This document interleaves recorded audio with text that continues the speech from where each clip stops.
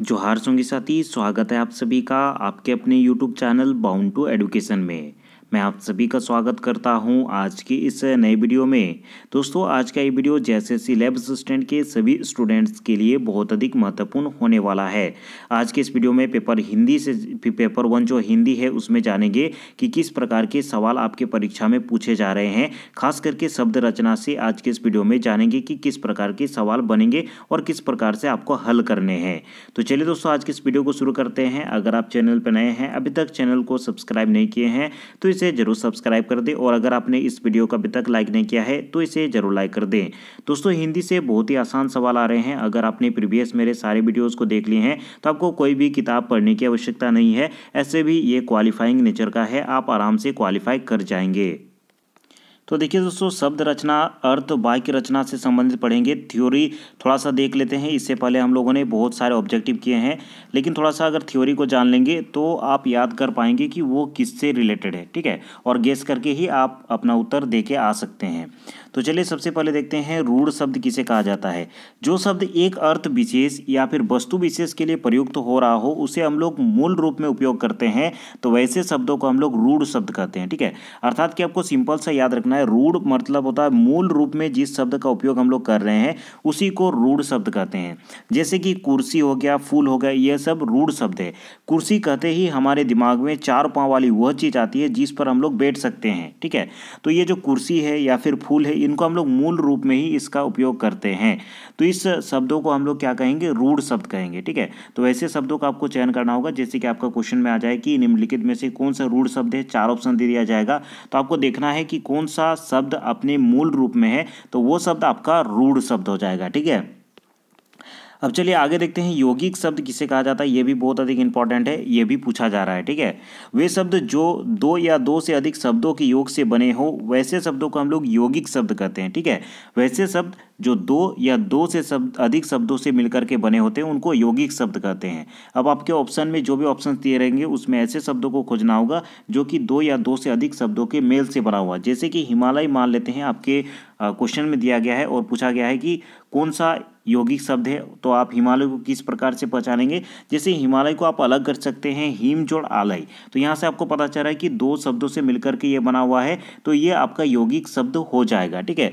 वैसे ही देखिए दोस्तों, प्रधानमंत्री, ठीक है, प्रधानमंत्री 2 शब्दों से मिलकर के बना है, प्रधान और मंत्री। तो यहाँ से आपको समझ में आ रहा है कि ये यौगिक शब्द है। तो इस प्रकार से आपको पहचानना है कि यौगिक शब्द किसे कहा जाता है। तो 2 या 2 से अधिक शब्दों के मेल से जो भी शब्द बने होंगे सभी यौगिक शब्द हो जाएंगे, ठीक है।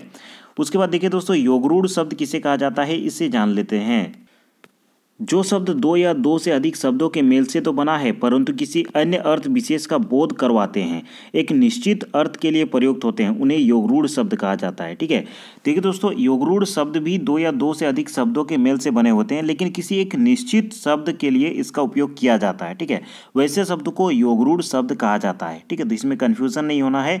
यौगिक शब्द और योगरूढ़ जो है ये लगभग सेम है, लेकिन यौगिक जो शब्द होते हैं वो किसी भी प्रकार का 2 या 2 से अधिक शब्दों के जब मेल करते हैं तो उसको यौगिक शब्द कहते हैं।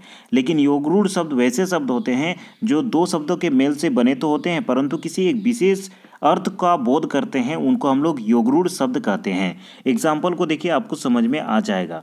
जैसे कि चारपाई, ठीक है, अर्थात 4 पाए वाला, जिसके यहाँ 4 पाई का अर्थ खाट से है ना कि गाय से। देखिए दोस्तों, चारपाई जैसे ही हम लोग नाम लेते हैं ये भी 2 शब्दों के मेल से बना होता है, 4 और पाई, ठीक है।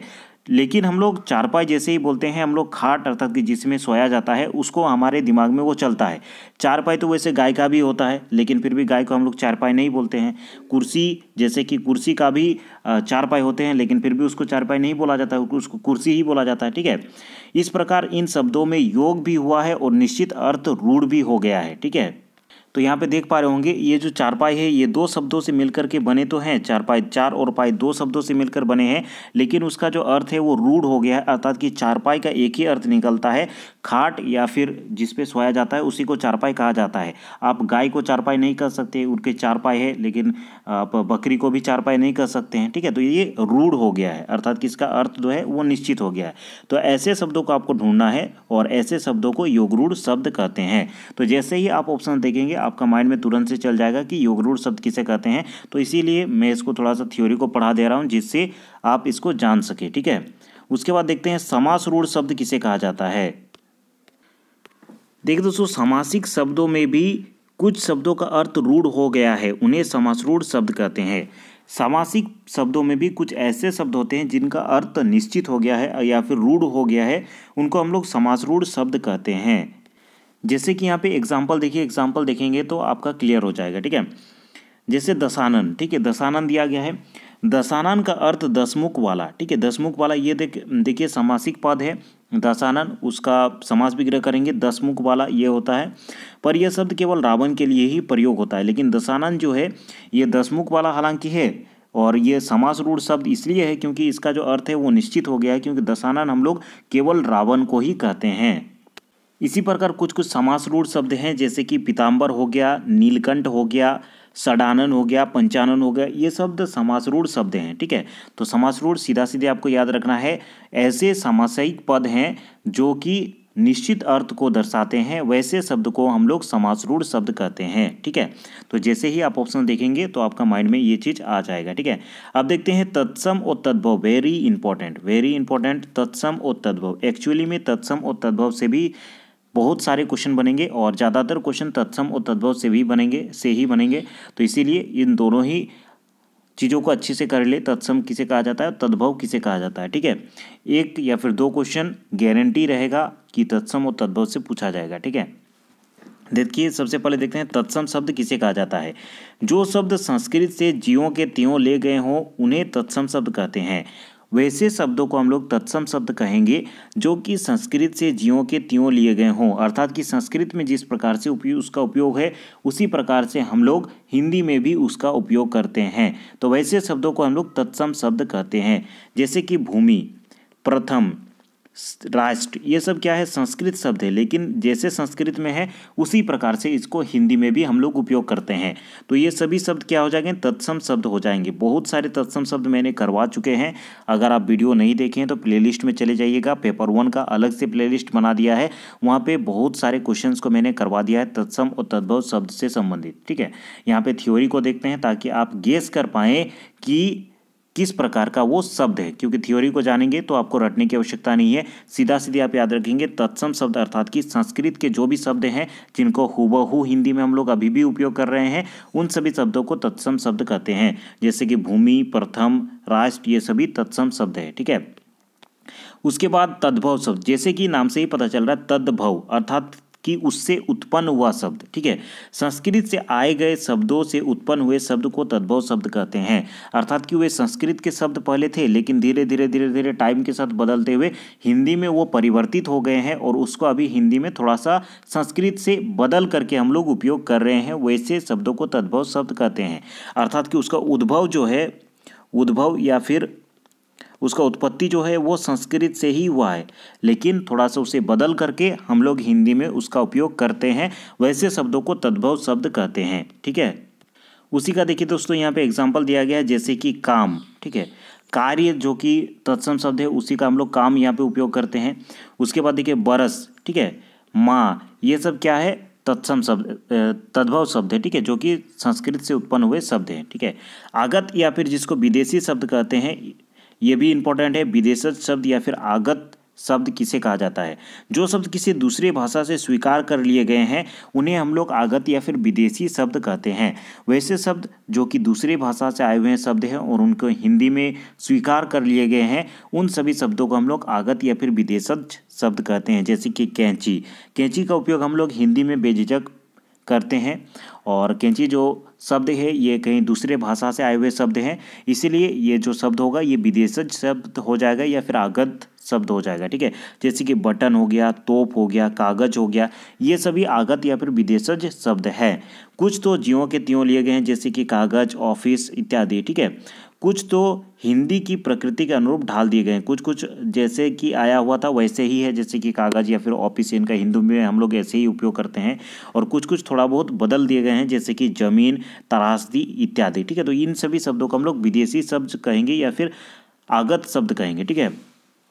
उसके बाद देखिए दोस्तों, देशज शब्द किसे कहा जाता है? स्थानीय बोलियों या फिर उपभाषाओं से आए क्षेत्रीय शब्दों को देशज या फिर देसी शब्द कहा जाता है। अर्थात कि स्थानीय बोलियों से जिस प्रकार के जो शब्द हिंदी में एक्सेप्ट किए गए हैं उन सभी शब्दों को हम लोग देशज या फिर देसी शब्द कहेंगे।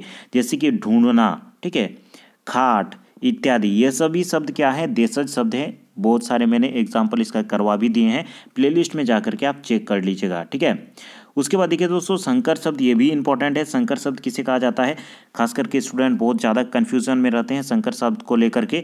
जैसे कि नाम से ही स्पष्ट हो रहा है, दो भाषाओं के मिश्रण से बने शब्द संकर शब्द कहते हैं। संकर शब्द अर्थात कि दो अलग अलग भाषाओं से मिलकर के जो शब्द बने होते हैं उनको संकर शब्द कहते हैं। और इनसे भी क्वेश्चन आए थे, पिछले साल भी आए थे और इस बार भी पूछे गए थे, इसीलिए दोस्तों इसे याद रखेंगे। संकर शब्द किसे कहा जाता है? जो दो भाषाओं के शब्दों के मेल से बनता है उसे हम लोग संकर शब्द कहते हैं। जैसे कि रेलगाड़ी, रेल जो है ये अंग्रेजी शब्द है और गाड़ी जो है ये हिंदी शब्द है, ये दोनों को मिलाकर के रेलगाड़ी बना दिया गया है, ठीक है। तो ये संकर शब्द हो गया। जैसे कि जांचकर्ता, ठीक है, जांच जो है हिंदी शब्द है, कर्ता जो है संस्कृत शब्द है और दोनों को मिलाकर के जांचकर्ता बना दिया गया है। तो ऐसे शब्दों को हम लोग संकर शब्द कहते हैं जिसमें दो भाषाओं के मिश्रण से शब्द बनते हैं। इंपॉर्टेंट है, इसे याद रखेंगे। उसके बाद उपसर्ग और प्रत्यय, तो आप सभी को पता होगा उपसर्ग पहले लगता है और प्रत्यय के शब्दांश के बाद में लगता है, ठीक है। कुछ इसके कार्य देखिए, देख सकते हैं। अर्थ के, इसके शब्द के अर्थ में कोई भी अंतर नहीं ला पाता है, या फिर ये शब्द के अर्थ को उल्टा भी कर दे सकता है, ठीक है। जैसे कि अ या फिर अन आगे लगा देंगे तो शब्द के अर्थ में भी उल्टा हो कर देगा, या फिर विपरीतार्थक भी हम लोग उपसर्ग लगा करके बना सकते हैं। शब्द के मूल अर्थ में एक नवीन विशेषता भी ये ला सकता है, ठीक है। यहाँ पे कुछ इंपॉर्टेंट देखिए उपसर्गों के नाम दिए गए हैं, इसको पढ़ सकते हैं और जैसे आप क्वेश्चन बनाएंगे तो ये चीज़ हो जाएगा, ठीक है। अति, अधि, अनु, ये सब उपसर्ग है। तो वीडियो को पॉज करके अगर आप देखना चाहेंगे तो देख सकते हैं, ठीक है। कौन कौन से उपसर्ग हैं यहाँ पे जिसका उपयोग होता है। इसमें मेरे ख्याल से ये सब क्वेश्चन नहीं आएगा, केवल पूछा जाता है कि कौन सा उपसर्ग है या फिर कौन सा उपसर्ग कौन सा प्रत्यय है, यही क्वेश्चन बनता है। ये नहीं पूछा जाता है कि कौन सा संस्कृत का उपसर्ग है, कौन सा उर्दू का उपसर्ग है। फिर भी नॉलेज के लिए अगर पढ़ना चाहेंगे तो इसे पढ़ सकते हैं, ठीक है। उसके बाद देखिए प्रत्यय के बारे में अगर जानना चाहेंगे तो प्रत्यय अर्थात होता है प्रतिजोड़ आइप, अर्थात कि जो बाद में लगता है उसे हम लोग प्रत्यय कहते हैं, ठीक है। जैसे प्रत्यय के जुड़ने से अधूरे शब्द पूरे हो जाते हैं। प्रत्यय का विधान धातु से होता है, ठीक है।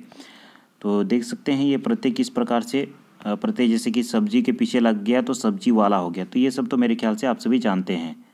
देखिए आपका क्वेश्चन किस प्रकार के पूछा जाएगा, ठीक है। जैसे कि किताब घर, ये किताब घर ये किस प्रकार का शब्द है? 4 ऑप्शंस दिया जाएगा। संकर शब्द है, तत्सम शब्द है, तद्भव शब्द है, या फिर देशज शब्द है, विदेशज शब्द है, क्या शब्द है? तो इस प्रकार आपको थोड़ा सा देख लेना है। किताब घर, जैसे किताब और घर ये दो भाषाओं के शब्दों से मिलकर के बना है, इसीलिए ये संकर शब्द हो जाएगा। तहसीलदार, ठीक है, ये भी दो भाषाओं के शब्दों के मेल से बना है, तो ये संकर शब्द हो जाएगा, ठीक है। उसके बाद देखिए बहुत सारा एग्जाम्पल इसमें दिया गया है, सभी को आप देख सकते हैं जो कि इंपॉर्टेंट है आपके लिए। जैसे कि रिक्शा, ये किस प्रकार का शब्द है अगर पूछा जाएगा? ये जापानी शब्द है, जापानी शब्द नहीं पूछा जाएगा, ये विदेशज शब्द है, इसे आपको याद रखना, ठीक है। जैसे कि बेगम, दारोगा व चाकू, ये सभी कैसे शब्द है? विदेशज शब्द है। हिमालय, जैसे कि कैसे शब्द है? यौगिक शब्द है। हिम जोड़ आलय से लेकर के बना है, तो ये हिमालय क्या हो जाएगा? यौगिक शब्द हो जाएगा। जैसे कि पीताम्बर, ये सामासिक शब्दों के जो मेल से बना है और साथ में दोस्तों इसका एक मीनिंग होता है, इसीलिए समासरूढ़ शब्द हो जाएगा। पंचानन, रावण, ये सभी कैसा है? समासरूढ़ शब्द है, ठीक है। अत्यंत, निर्गा, क्रमशः कौन सा उपसर्ग इसमें है? कौन सा उपसर्ग है ये आपको बताना है। जैसे कि अत्यंत, निर्वाह में क्रमशः कौन सा उपसर्ग है? तो जैसे अत्यंत में अति उपसर्ग है, निर्वाह में निर उपसर्ग है, ठीक है। इस प्रकार देखना है कि इसके स्टार्टिंग में कौन सा शब्दांश लगा है। तो अत्यंत में अति उपसर्ग लगा है और निर्वाह में निर उपसर्ग लगा है, ठीक है। अध्यक्ष, 29 में क्रमशः कौन सा उपसर्ग यहाँ पे लगा हुआ है? तो अध्यक्ष में अधि उपसर्ग हो जाएगा, 29 में ऊन उपसर्ग हो जाएगा, ठीक है। उस उपसर्गों की संख्या, संस्कृत में उपसर्ग, ये सब नहीं पूछा जाएगा, ठीक है। देखिए अनु उपसर्ग का अर्थ है, अर्थ भी नहीं पूछा जाएगा, ये सब देखने का कोई लाभ नहीं है। कुछ वाक्य के प्रकार भी है, इन सबको देख सकते हैं। इससे पहले प्रीवियस ईयर में वाक्य के प्रकार पूछे जा रहे थे, लेकिन इस बार वाक्य के प्रकार से कोई भी क्वेश्चन पूछा नहीं गया है, तो मेरे ख्याल से इसको नहीं देखने से भी चलेगा, ठीक है। वैसे भी आप वाक्य के प्रकार, कौन सा साधारण वाक्य है, कौन सा संयुक्त है, कौन सा मिश्रित वाक्य है, ये सभी थोड़ा सा आप सेंटेंस को देख के भी समझ जाएंगे, ठीक है। इस बार एक भी शिफ्ट में नहीं पूछा गया है। कोई भी स्टूडेंट मुझे ये नहीं बताया है कि वाक्य से संबंधित क्वेश्चन आया था, तो इसको नहीं देखने से भी चलेगा। उपसर्ग, प्रत्यय, देशज, विदेशज, तत्सम, तद्भव, संकर, इन सभी शब्दों को थोड़ा सा देख लीजिएगा, बस और कुछ नहीं पढ़ना होगा। उसी से आपका 10-12 क्वेश्चन बन जाएगा। चलिए दोस्तों, आज की इस वीडियो में इतना ही। और हिंदी से संबंधित बहुत सारे वीडियोस अवेलेबल है, उन सारे वीडियोस को देख लीजिएगा। फास्ट फॉरवर्ड करके देख लीजिएगा 2x में, जिससे आपका समय भी बचेगा और जल्दी से जल्दी कंप्लीट भी हो जाएगा। आज की इस वीडियो को देखने के लिए बहुत बहुत धन्यवाद। अगर आप चैनल पर नए हैं, अभी तक चैनल को सब्सक्राइब नहीं किए हैं, तो इसे जरूर सब्सक्राइब कर दे। और अगर आपने इस वीडियो को अभी तक लाइक नहीं किया है, तो इसे जरूर लाइक कर दे। चलिए दोस्तों, आज की इस वीडियो में इतना ही। अगले वीडियो में हम लोग फिर मिलते हैं।